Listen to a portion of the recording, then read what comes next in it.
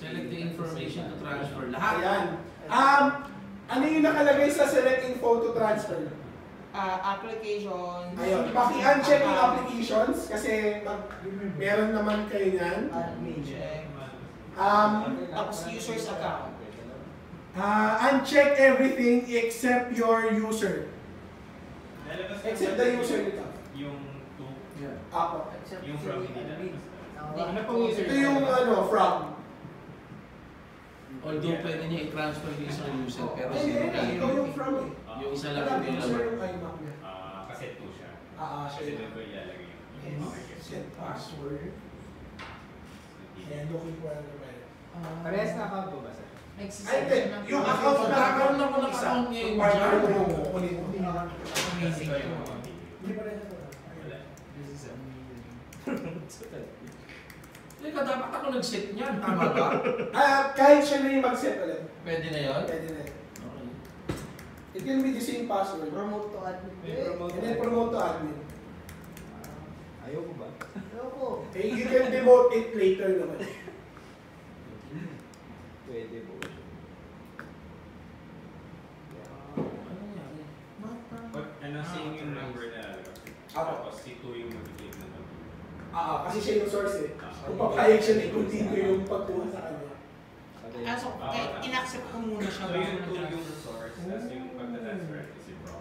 Yung receiver is from. Kasi from kasi galing sa akin.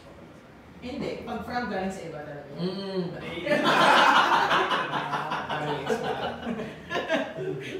Ayan, sila nag-start na. Ayan! Nag-start na kami. So ito yung ito yung sa akin, no? I will uncheck the application. Uncheck ko lahat except yung user ni Mr. Yan. And then I'll click continue. I can set any password I want. So Apple na lang.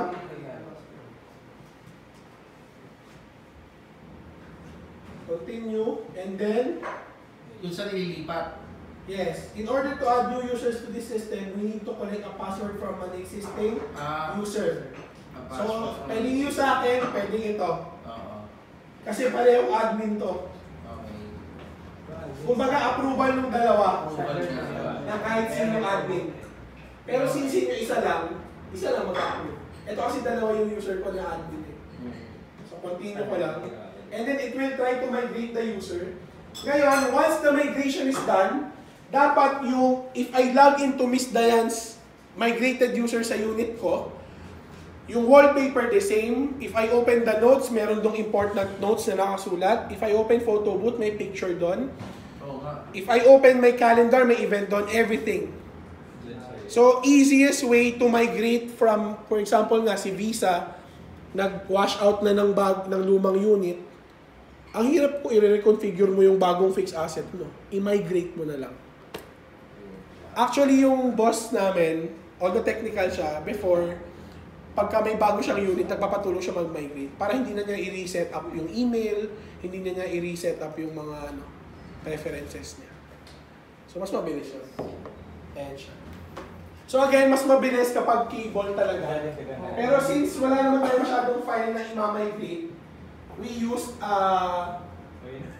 wireless na. Migration complete! Before nito, yung as part ng password, authorized, hindi mo authorized. Kailangan ba dalawa or mamili? Kahit isa lang. Kahit alin. Kahit sino doon sa admin yung pagpapayag na pumasok ng bagong user. Hindi mo Hindi mawawala yung minigrate mo. Hindi pa rin mawawala yung minigrate mo. Hindi. Nandito pa rin. Nandito pa rin. Kung baga may duplicate. Nagkaroon lang siya ng Ayan. image doon. So Sir Kelvin, mag-login ka sa account ni Sir Joji na nandyan na. Okay. Dapat, ikaw sir, login ka rin. Dapat same settings. Oo. Pero mag-ibang password. Iniba din yung password eh. Nag-set siya ng password. Pero in reality, kung ikaw lang din nagmamigrate sa sarili mong user, I think the same password will be used. Ang galing naman ito naman. Sana si Windows din, kapingin niya to. Paghanap siya ng bago. Then pa-open na lang yung photo booth, dapat may picture din si Sir John. Sa ano. Diyan sa'yo. Sige, saglit lang. Ayun, nagkaroon ng parang new user setup sa iba. Oo nga.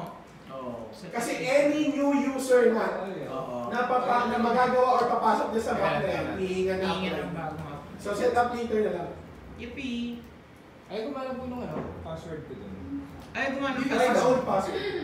Ang galing. Ayan o, pareho silang setting. Photo booth. Kindly open photo booth, you should have the same pictures Yung inside. password na sila wala akong Ayan. sagot ako. Ayan. Oo, meron. Sir, gumawa ka ng notes. Ayan, open mo sir yung notes. Notes. Dapat meron siyang very important note, tapos may Z. Meron, ang galing. Susukan niyo ba't? Ang maganda kapag anong mayroon sa camera, yung dapat ganun din sa camera. Aba mo. Password eh. Yung ano, Ay, shit. Hindi siya nag-ask ng password. Ay, hindi. Ano yung password mo na nilagay sir? Apple din. Maganda sarap ng drinks. Standard lang to Standard lang. Burn ito Pwede na. na lang natin i-reset yun. I want Pero para makita mo lang din sa Password yung ko set. sa akin, ito na yung user. So, tingin Ah, siya. As an admin, pwede mo i-reset yung password niya yung ID na user. Sige. Wow. Sa terminal pa rin. Eh, hindi na po. Dito lang. System pre. maganda pag nakalink tong account ni Kuya Joji sa bagong ganun. Yung kumbaga, if you change something there, Oo, dapat. ay hindi mo siya Oo, ano yun? Parang mobile account, Total You're asking too much. reset password. Apple. Total invasion. Pero ayan, nakita nyo? Same. Oo, ang galing. Yung app content, yung notes, so even the files on the desktop, sa documents, kasama yun. Kusapin natin si Kuya Bill. Even the email, kunyari kung nakaset up na rin yun. Sometimes it will just ask you to re-enter the password, pero goods na yan. Ayan, ito. Dapat ganito rin labas. Ay, okay na pala ako. May mission complete. So if I log in doon sa username na yan, na na-migrate ko, dapat kung ano yung ginawa niyang Ano ko ha? Lumabas dyan. wallpaper, tapos yung picture, tapos yung notes, dapat pareho doon. So again, ano siya new user setup. Ang galing touchpad na. I will not, kung magta-transfer or magmamigrate via Ethernet, ano yun? May kailangan, ano lang? Network din yun, mo. Hindi, yung Ethernet to Ethernet. Ay, parang point to point to. Oo. Ethernet Possible ba yun? Straight through lang na Straight through lang. Ah, Kasi okay. di ba, Port to port lang siya. Ayan, straight through lang yung gagamitin mong Gamitin, keyboard. hindi. Hindi siya Oo. yung, Ay, two-way? hindi siya yung Oo, yung parang crossover end na, niya, parang computer to something lang din, internet. Yung Ethernet cable lang talaga na. na standard lang. Kasi di ba sa Windows kasi kailangan mo hard ka Oo. Yung ano, crossover. Dalawa. Ikot ang. Mga ganyan yung mga ano. Skip mo, bro. Mas pwede yung mag-migrate from the... Ayan, ito. So, tama, ito yung picture ni Ismael. Ayan, bagay sa'yo, nasa gitna. Ito ang chip mo. Oo, ayan. Ayan. So, Na-inlove ka na naman, please puta ka. Babalik pa ba natin yan? Pwede po ba yung kapag keyboard ng modem? ayan, may question. Paano kung magkaibang physical location? Hindi po pwede. Kasi, you know, Nakamayan remote. Or paano kung talagang magkalayo yung location? Oo. I-time machine mo yung source. Padala mo na lang yung hard drive. Kasi pwede rin yung time machine. Okay. Ay, wala pa yung sa Paano iCloud. ba? Time machine? Pwede ba yung sa iliwat? Pwede pang pamilya. Built-in yun. Built-in backup software. Nabibili pala yun. Bumili ka na. Pamilya na yun, pamilya. Bumili ka na, Chris. May time machine na. Hindi nga naman. May time machine. Sabi yung tanong, wala naman kayo Mac. Pag uwi mo, makakalimutan, uwi mo, Mac. Ako meron ako. Hindi, isa opisina. Sa opisina. Na-issue na ako eh. So that's how you manage and migration. Okay? Nice, amazing. Stable naman yung user ako sa... Kahit wifi. Pero if you're supporting someone na usually ang Mga developer kasi namin, mga Nagpapa- batas yan, alam parang gamit na mo. ang mga nagpapa-assess yung mga boss talaga na hindi ganun kasi hindi na nagpapamigrate. Anyway, moving on. let's talk about permission naman. So, log out kayo dyan sa user na yan. Balik tayo kay admin namin. Okay? So, here's the standard Unix permission. Tatlo lang yan. Number 1, owner, group, number 2, group, and everyone else. No? So, parang ganito yan. If you have a folder in your desktop, ito yun. Admin is the owner, read and write ka. Yung staff, meaning, sino member ng staff? Yung ibang admin tsaka yung standard user, read only lang. Everyone, also known as guest users, read only lang. Yan yung standard. It is called the standard Unix permission. Okay? So, ulitin ko. Owner, group, and then everyone. Unix permission. Standard Unix yan. Bakit ko yan. Kasi pagka nagdagdag ka ng isang entry, yung standard Unix magiging ACL, Access Control List. So, paano magdagdag? Lagi kayo kay admin. Ayan. Punta kayo kay Finder. Shift Command C. Shift Command C. Then Command 3 to column view. Ano kung hindi gumagana sa akin? Punta kayo sa users. Macintosh HD users. Di ba nakalagin kayo kay admin? That's why yung bahay, yun yung logo. Nakalagin kayo sa kanya. Click nyo po yung ginawa nyong user. Ano nangyari? No entry kayo sa desktop niya, tama? Right click nyo yung desktop ni user na ginawa nyo. Tapos get info para makita nyo itong window na to. Control click, then get info. Sa pinakababa, merong sharing and permission. Nakita nyo po doon, tatlo lang. Owner, staff, everyone. Good. That's the standard Unix permission. Paano siya magiging ACL? Nakikita niyo yung padlock? Unlock niyo siya. With your admin password, username and password. Just add. Click niyo yung plus sign, add niyo yung sarili niyo. As read and write. So ano nangyari? Nung in-unlock nyo siya at nag-add kayo using the plus sign, in-add nyo yung sarili nyo, yung user account nyo, ang tawag doon, ACE.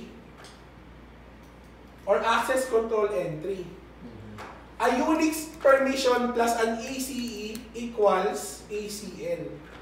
Access Control List. Ganito yung nangyari sa inyo, no? Owner, group, everyone. Nung in-add yung sarili nyo, ano nangyari? Ang tawag doon, ACL na. Kasi nung in-add yung sarili nyo, your user account is an ACE. Ganun lang yun. Ganun lang ang permission sa Mac. Pero syempre, kung may user group ka, mas maganda group yan. Like, gagawa ka ng folder na yung group ni finance, group ni marketing, group ni engineering, may kanya-kanya silang access control entry para mas kontrolado mo yung nag-open ng file or ng folder na yan. Okay? And actually, pinagawa ko sa inyo activity, 2 birds in 1 stone yan. Dahil, di ba no entry kayo kanina? Nung in-add yung sarili nyo, tignan nyo. Hindi na kayo no entry sa desktop ni kabilang user. That's also how you bypass the permission. So kung admin ka, may kailangang file sa kabilang user, no entry ka, bypass mo siya using this. Okay? So that's permission.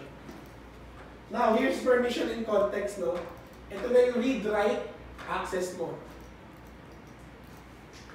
Kita naman, no? If you have a read and write folder, and read and write yung file, you can access everything. You can edit the file, you can view and copy the file, you can move and delete the file, and you can rename the file.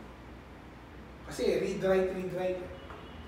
What if naman kung read, write yung folder, read only yung file? Ayan siya.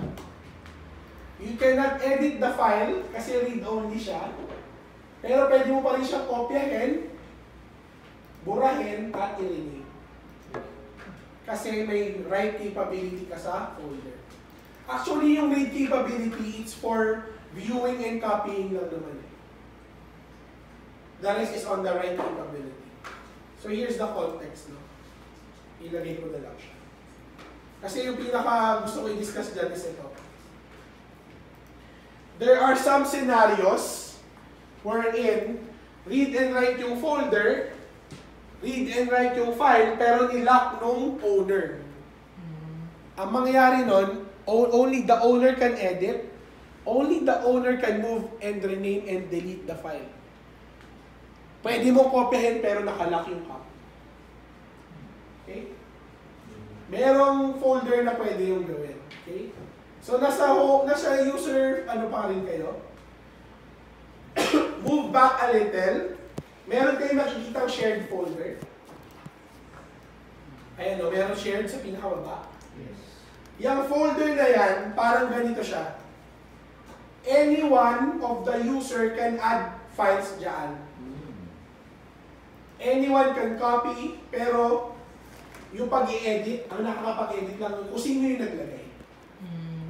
So, kindly open text edit para makita nyo later. Nakalagin kayo as admin, no? Yes. Not notes. It's an app, text edit, counterparty notepad. Yeah. Sa spotlight na lang po. Kindly open text edit, ilagay nyo admin's text file. Admin's text file. Save nyo sa desktop. Ang file name, save is command S. Save nyo na lang po sa desktop. Ang file name, admin. And then save sa desktop. Lagi sa desktop para mabilis natin makuha. And then save. Okay? So, command Q na, text edit. Meron na kayong text file sa labas. Yung text file na yan, ilagay nyo sa shared folder. Drag lang po. Later po, titignan natin yung permission niya. Okay? Kasi let's go back muna dito. Ayun. Ganito ang home folder sharing, no? Yung may-ari ng folder, matik yon, read and write siya. Read only yung dalawa pa. Yung public folder ni admin, or for example, in this screenshot, si E. Davidson, yung public folder niya, read and write siya, read only lahat. Pero tignan nyo to, yung Dropbox niya. Sa bawat user, meron siyang public folder. Kung ako yung admin, I will put all the reports template doon sa public folder ko para pwede nyo makopya if I turn on file sharing. Pero meron sa loob ng public folder, it's called the Dropbox folder. Special yung ano niya, permission siya. Folder siya na write only. Ibig sabihin, pwede ka maglagay ng file sa kanya, pero hindi mo makikita yung naman niya. Pwede kang gumawa ng ganung type ng folder. Okay? So, yan lang yung ano. And by the way, let me go back just one slide. Napansin nyo kahit admin kayo, naka-no entry kayo. Kasi the Mac OS respects the privacy of each user. Although, tinuruan ko kayo mag-bypass, so you will not use that anytime, no? Kahit kailan nyo gusto. Use it kapag kailangan lang. Sabi nga nila, hindi naman porke kaya mong gawin, gagawin mo, di ba? So use it on troubleshooting, like, for example, absent yung ka-share mo sa station, pero kailangan mo kunin yung file. That's how you bypass. Kaso nga lang, if you have an admin account. Okay? So yan siya. Ito na yon. Yung pinagawa ko sa inyo, yung naglagay kayo ng file sa shared folder, meron siyang tinatawag na sticky bit. It's a special permission wherein the shared folder recognizes who is the owner of the file. Si admin ang gumawa, tama? Si admin ang naglagay. Kindly log out kay admin. Tapos login kayo sa user na ginawa nyo. Log out kay admin. Then log in doon sa user na ginawa nyo. Then go to the shared folder. Try to edit the file.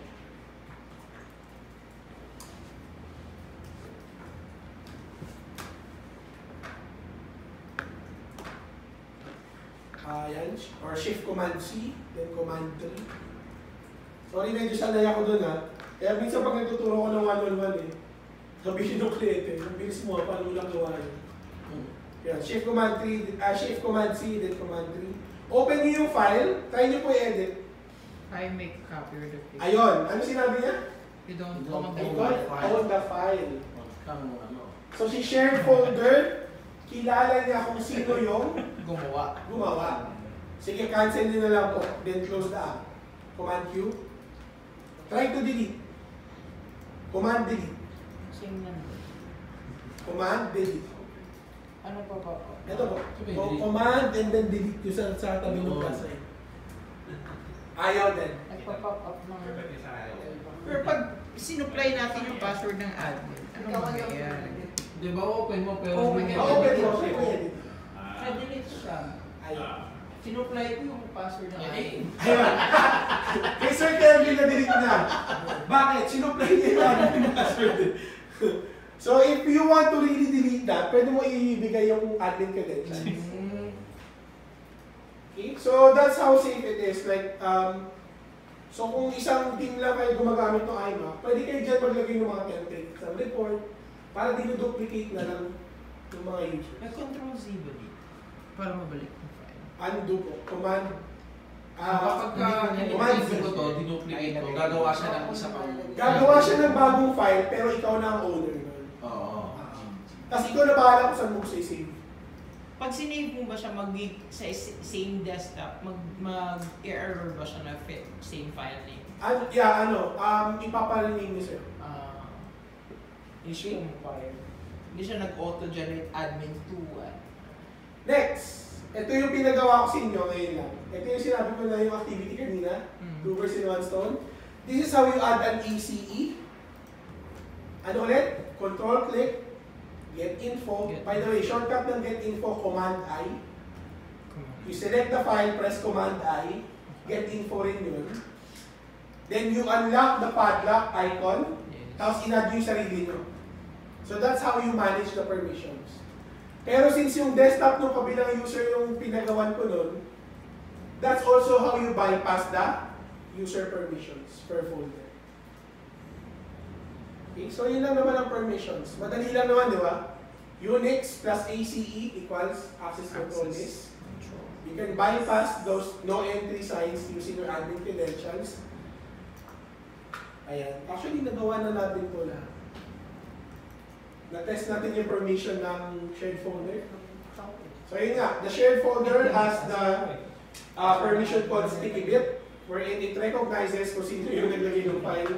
Hindi yung pwede i-edit or i-burahin, pero pwede mo i-duplicate. Nag-aas ng password. Unless you have admin account. Unless you have admin na yun, ang pula mo kanina siya. Alright, good? So tuloy-tuloy na natin. Then after this, siguro Sa akin nag-aas. 5-minute bladder break lang.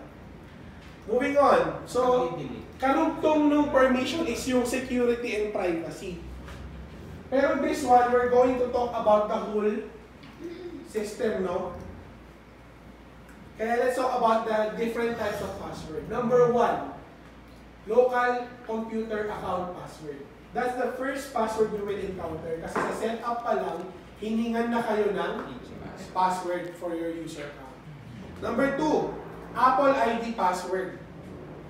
Bakit mahalaga si Apple ID? Kasi si iTunes, Find My Mac, Para ma-synchronize App yung file. Store, di ba? Masync yung file on your iPhone and everything. And then ano pa? The Apple ID can reset our user password, tama? Yes. If you signed in. Next, there's keychain and secrets in keychain. Nung nag-meeting kami ni Sir Pika nito, medyo nagkakaproblema daw sa keychain dati. Pero okay lang, dati pa yon.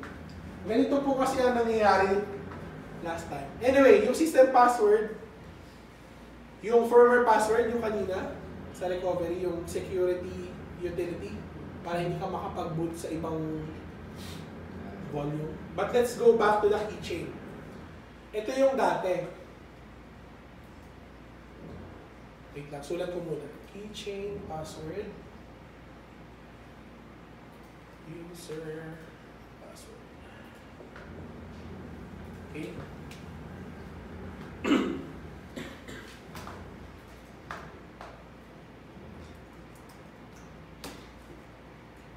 Yan. So mamaya isa susulat ko. A new feature is called iCloud Keychain.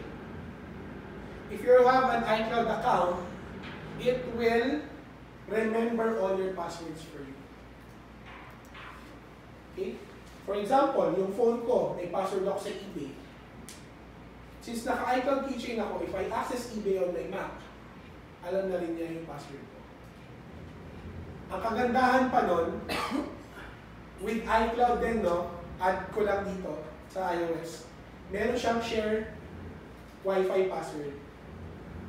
For example, yung iPhone mo, nagtatry connect sa student, hindi mo pa alam yung password, but you are inside my contacts, manonotify yung phone mo na yung phone mo, Sir Kelvin, is trying to access, I can share you the password. Meron siya. Because of iCloud Keychain nila. Next, it requires two-factor authentication. Babalik tayo sa setup, no? Naalala niyo sa setup yung may 6-digit passcode? Para ibigay mo, para mapayagan yung yung bagong device mo to access your Apple ID. The same, kailangan niya. Compatible with system keychain and items are automatically migrated. Actually, I just received this unit yesterday. Yung MacBook ko talaga, yung lumang 15-inch pa, yung silver, not the Space Gray. Pero nung nag-migrate ako with my Apple ID, yung password ko sa BPI, yung password ko sa Yahoo ko, alam na agad. Kasi nga naka-iCloud Keychain ako. Yung password ko sa Facebook, alam na rin niya. Without me putting it in because of iCloud Keychain. This one is harmless naman. Kasi if you're the only one who's accessing your Apple ID, safe po yan. Marami kasing user na, ayoko yan, baka ma-disgrasya ka na. Hindi po yan. Especially bank. Ito nakita niyo na halos yung screenshot kanina during setup. Ang iCloud Keychain, meron lang siyang another layer. Sir, what if bumili akong MacBook, sinainin ko yung Apple ID ko, nakalimutan ko yung phone ko sa bahay? You can use a complex code of your own. Sir, pwede bang hindi iPhone yung trusted device ko? Pwede. SMS lang eh. Apple will send you a message of the 4-digit code or the 6-digit code. So ito yung mga options nyo. Pwedeng random or pwedeng no security code. Huwag yan kasi hindi yan safe. Ang sa akin ang ginawa ko, hindi wala lang sa slide, pero ang option ko sa akin, I manually enter my complex code plus magte-text pa siya sa trusted device ko. Okay? So yan po yung mga options ni iCloud Keychain.